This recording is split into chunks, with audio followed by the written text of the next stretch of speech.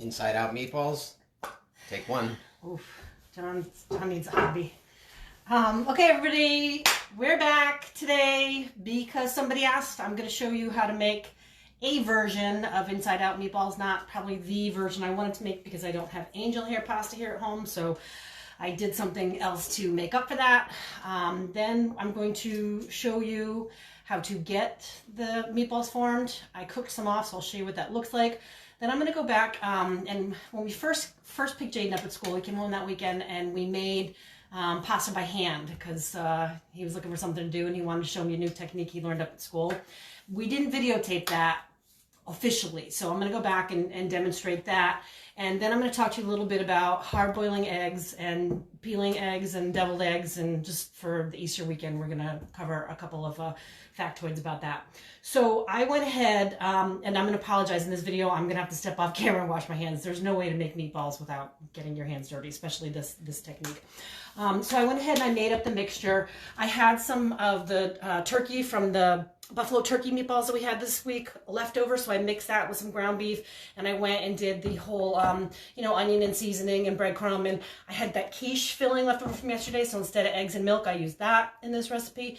You can go over to our YouTube channel and hop back a couple episodes and you'll see how we made the meatloaf and the meatballs in that episode, and you can get that recipe there if you want to check that out. But I made the mix ahead of time just to save on a little bit of time today, and I washed my hands before coming on camera just in case anybody wanted to know. So to make these inside out meatballs, the first thing that I had to do was come up with the pasta. Now ideally this will be angel hair, but I didn't have that. I had rotelli the other day from the mac and cheese. So I took that boiled rotelli and I chopped it up into like little tiny rotelli curly Q's pieces. Now to get this to stick together, I put some Parmesan cheese and some pesto and kind of rolled them up into little balls. I also used a secret ingredient, but if I divulge this, my family's not going to eat this, so I really don't know how to say this, but I'm just going to call it white sauce. Whisper it. If you had white sauce left over from the macaroni and cheese, you could get that to make it bind a little bit. You just want to kind of bind it a little bit so that it'll freeze into this ball and make it a little easier for you to get it into the meatballs. I did do it this morning without freezing it for time's sake, and I was able to achieve that, so play with it. If you could pull it off without the freezing step, go for it. But I used mayonnaise to make this stick together a little bit before I froze it, and they won't know by the time it's all cooked and in sauce. All right, so you're going to take some of your meatball mix, and instead of making a traditional round meatball, you're going to make what would be like a slider shape. And then you're kind of going to do like a pottery technique, remember art class in 4th grade, and go around and make this like little pinch pot, a little well that's going to accept our little meat. And then this meat is our pasta, this meat is going to be really forgiving around that meat. Around the pasta, the meat's just going to envelop it.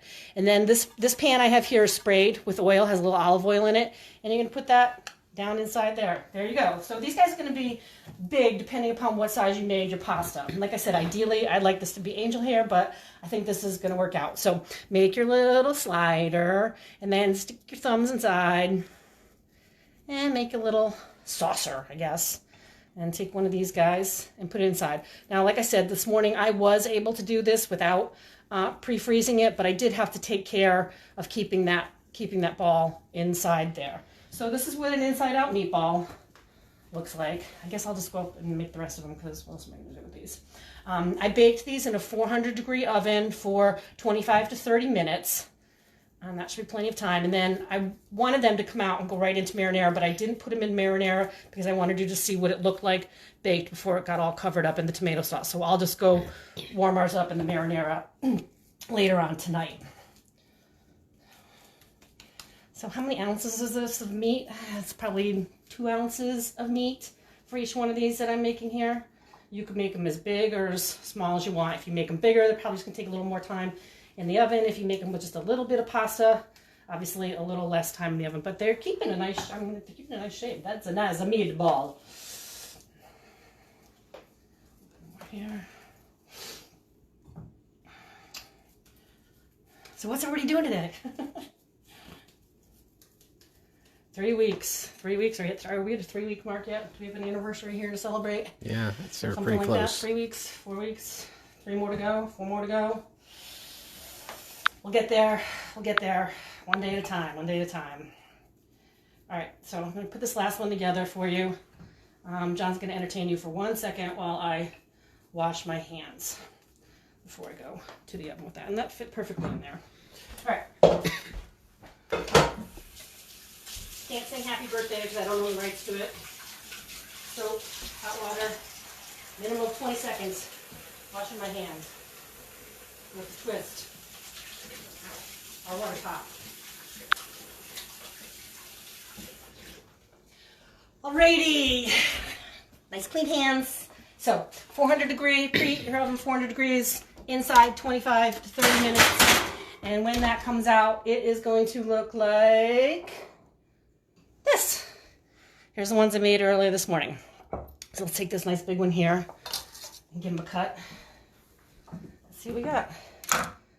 And there you have your inside out meatball, your pasta inside your meatball. Now, ideally this would be covered in sauce or Alfredo or, you know, whatever you were cooking. And with the angel hair, it would probably have a little more air holes than my pasta inside there, but you get the idea. So now, if you don't have angel hair in a box, what can you do? You can make your own. And that's what we're gonna do here next. So this is semolina flour, Red Mill brand, whatever. I picked this up at Odd Job Lot. You can pretty much find this stuff all over the place now. So it's semolina, and it is a #1 durum wheat. You could make this with regular flour. You could make this with whole wheat flour, but I think it came out really good this way. So you have to make the dough ahead of time and let it rest. So I'm going to show you how I made that here. But this one I'm going to flavor with crushed black peppercorn, and I'm using this mortar and pestle with just regular peppercorns like, you know, this you have in a mill. If you had rose peppercorns, that would be really great too. And I'm going to crush that up. I'm going to add that. There's also a teaspoon of salt in here. And I'm going to add this to the well of flour. And I pour the flour out on here and made a little well, and you're going to see why in a minute. And then I want to do lemon zest. I looked all over this morning for my zester. I couldn't find it. So I'm just going to use this peeler to get some strips, just the yellow part. Don't get that white part because it'll be bitter. So cut your strips off of here and then pile them up together and chop them up. And turn them and go the other way. The more you chop this up, the finer it'll be. A zester would be ideal. I'm gonna have to look harder for mine. It's probably somewhere down in the basement with everything else packed up. Okay, so I'm gonna go ahead and add that to my flour well as well. All right, the next thing I'm going to do is crack an egg. I've been doing this all week one-handed, but I'm going to try and go slow so you can see it.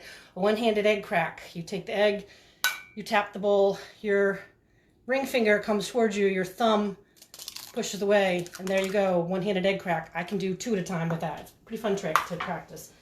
The kids in school like that. So I'm just going to whip this up a little bit, pour it into the center of my well, and then start working the flour. This was about 1 cup of semolina flour and maybe a teaspoon of salt that I put on here. And then I guess that maybe 2 teaspoons of the cracked peppercorns and 3/4 of a lemon peeled. So you mix this into here, and this is going to form a dough. When you get enough of the egg mixed in, you'll be able to pick it up and turn it into a little dough packet like that one right there. And it's going to have to rest. But you do need to use fresh pasta up within a day or 2. It's not something you can make and put in your refrigerator for a long period of time. All right, so when most of this is formed together, you can go ahead and pick it up and work it together into that dough. And if you don't need all of the flour, you know, if it comes to a dough ball 4, don't worry about it. We can use that when we make it in the machine. Now, if you don't have a machine, I happen to have the attachments that go on my KitchenAid to make the sheets of dough. You're going to roll this dough by hand, and you're going to cut this dough by hand. It's going to take a little bit longer, but we got plenty of time right now. So make some pasta and roll it by hand and cut it by hand. And I'll show you how to do that as well. So you can see this came together in a little ball. I didn't use all the flour, but I think I'm going to use some of this. Maybe I get that in there. I'm going to use some of this as I make the pasta in the machine. And it is going to make a little bit of noise, so bear with me on that. All right, so this you would wrap up and put aside in the refrigerator for a minimum 30 minutes, but up to like 2-3 hours before you go ahead and do this. Okay, and then you're gonna bring it out. Here's your thing. Now this dough sheeter starts, I don't know if you can go down from the top, starts thick, and then as you crank it, each time you go through, it gets thinner. So it starts thick, and then it goes down to thinness. So you want to start at the highest level that you have, right there. And you might want to just, you know, instead of smashing this whole thing through there, you might want to start rolling this out a little bit so that the edges will fit in there. Now, if you don't have the sheeter, you're just going to keep going. You're going to roll this as thin as you possibly can. Oh, thanks. All right, so we're going to go down from the top on the thickest setting. Slow speed on the mixer? Yeah, I think slow speed. This feels a little wet. I mean, a little dry. That's right.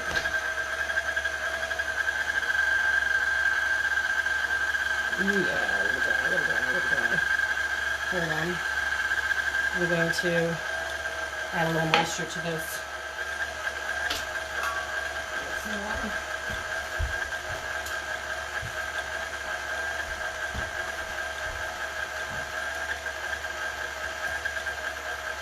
So my dough is just a little bit dry there, so I'm just going to work some moisture into it and see if I can make it work.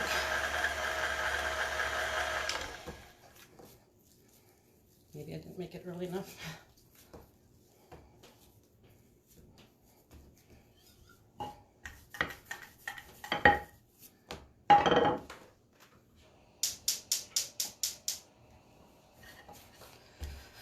Technical difficulty. Don't worry. I have the skill. I can rebuild it. And how are you going to get that skill? You're just going to practice it. You know, practice it. Read about it. The more you read, the more you know. The more you do, the better off you are. That's a little bit nicer. All right. Now I'm going to cut this one more time so it comes out nice and square. Beautiful, that looks much better. They also make these crank machines that you can use. Alright, so I'm going to lower it one more. And I'm taking half the amount of dough because it gets longer, you know, as you lower it. Lower it one. And you hold it up above it and you catch it down below. Alright, that's about as thin as we want it to be. We're going to put it through the next section, which is going to be, I'm going to change the blade over to the cutter. I'll just get this other piece ready for it. Alright, and if it shreds like that, it doesn't look good, you just fold it back in on itself and go back through. Maybe go up one. See how much nicer that looks? And then go down one. I probably didn't make it early enough, so it didn't have enough time to develop. And by putting it through 2 times like this there, that's a really nice piece like that. That's a great piece. Okay, so turn off your machine. This was a straight blade so that I can make the dough flat. I don't need that. Right. That piece comes out. Everybody thinks I don't have that. You do. It's just loosen that on up. a KitchenAid. Pull that out. The grinder attachment fits on here. The pasta attachments fit on here. Now this one is going to be for angel hair. It has the little noodles. The other attachment that comes in this 3-piece set, which actually belongs to my sister, is the fettuccine one. So this goes in. You just have to get, it's a square, so you just have to get the inside gear to fit that. And then this here, who's texting us at 2 o'clock? Goes on. Oh, listen, we're on Facebook Live.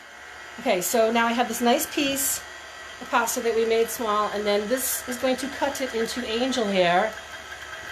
Catch it as it comes down. Now, in my experience, I have always dried it, you know, right on the rolling pin, or they have these like really cool racks that you can put it on. You dry it a little bit, where you keep it separated before you're going to go in the refrigerator, in the boiling water. So that's one method. of having set up ahead of time. I didn't set it up ahead of time, it's afterthought. Another method, I'm gonna split this into 2 pieces because I want to show how to hand cut it too. So, I can't do that. Sorry. I want to show how to hand cut it too.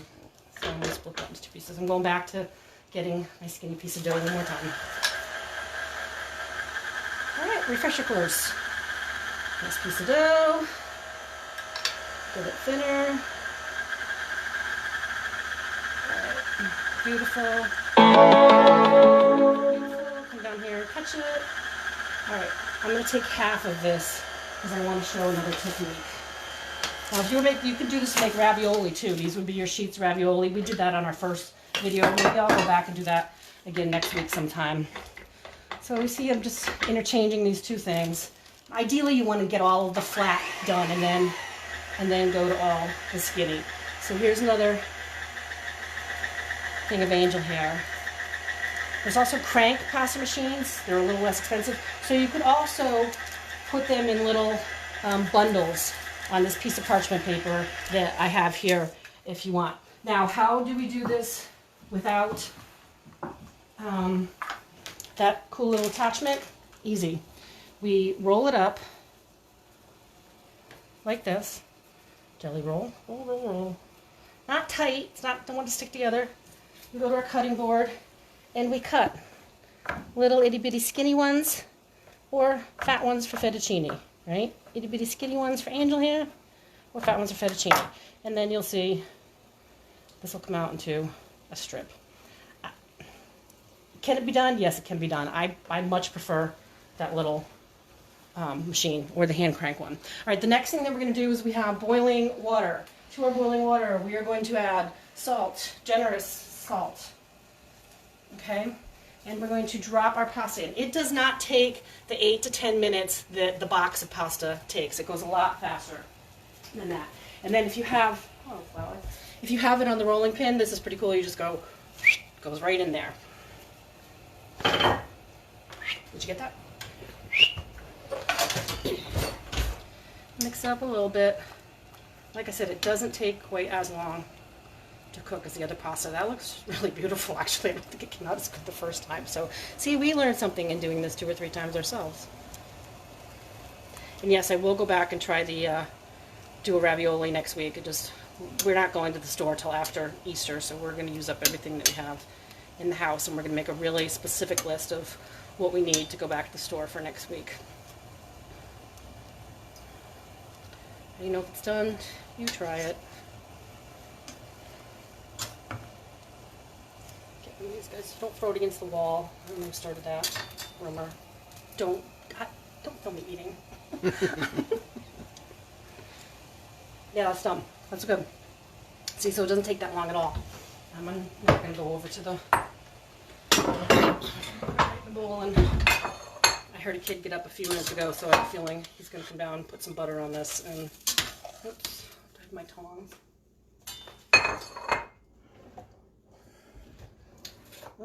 Guess I'm going to go drain it in the stove over here.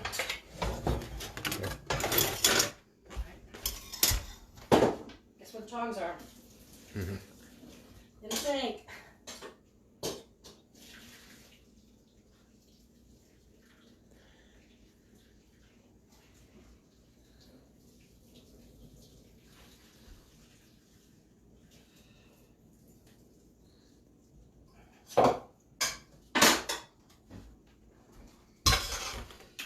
Alright, there you go.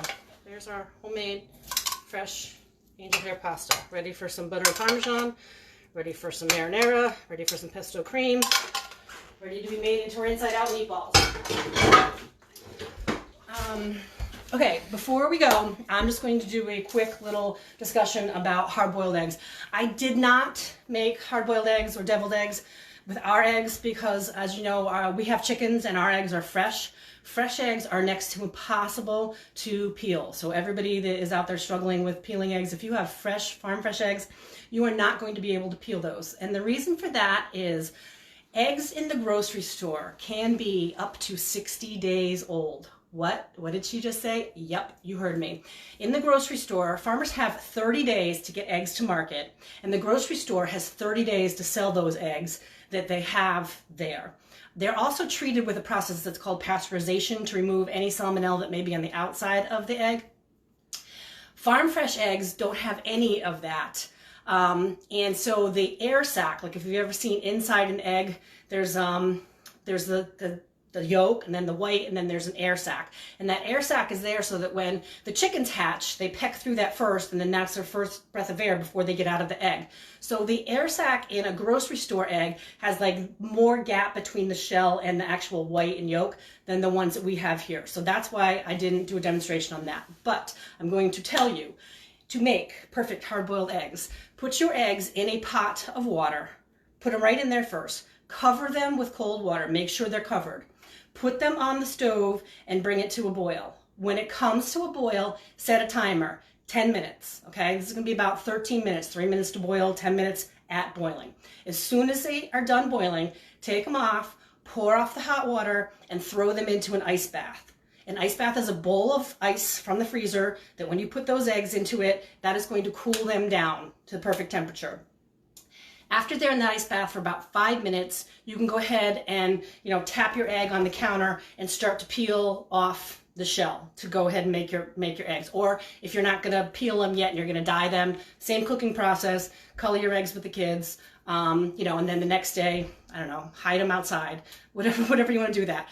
If you're going to have a bunch of eggs left over, here's some ideas. Deviled eggs, which you could make many flavors. You could make them wasabi, you could make them Bloody Mary, you could make them bacon, you could make them blue cheese. Egg salad, that's just celery and mayonnaise and eggs and salt and pepper and onion. You can put them on top of pizza, you can put them in ramen noodles. And believe it or not, while I was researching, one lady made her chocolate chip cookie dough with hard-boiled eggs. So that's something I've never seen in my 35 years, but believe me, I'm going to give that a try as soon as I have some store eggs. And I'm going to see what that looks like to make cookie dough out of already hard-boiled eggs, because I love experimenting with food in the kitchen and learning a new technique and learning something else about science that I didn't know. I think that's what's always driven me, to be a professional chef. Today, we are going to talk about support your local kids and pets, because let's face it, it's our kids and pets that are going to help us get through all of this. So if you've got kids at home and they're under the age of 10, yikes, I don't know how you guys are managing that. If you've got older kids home from college, you're probably rejoicing like John and I are. If you don't have kids and you have pets, you're probably psyched to be sheltered in with your pets. It's our kids and our pets that are going to help us get through this time that we have ahead.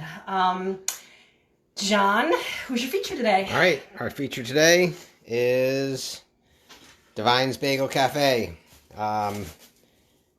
Pat, Debbie, and Jennifer have done a great job. They renovated that building a few years back, and they just have transformed that corner. It's a real successful business. But again, they're missing their morning crowd right now with everything shut down.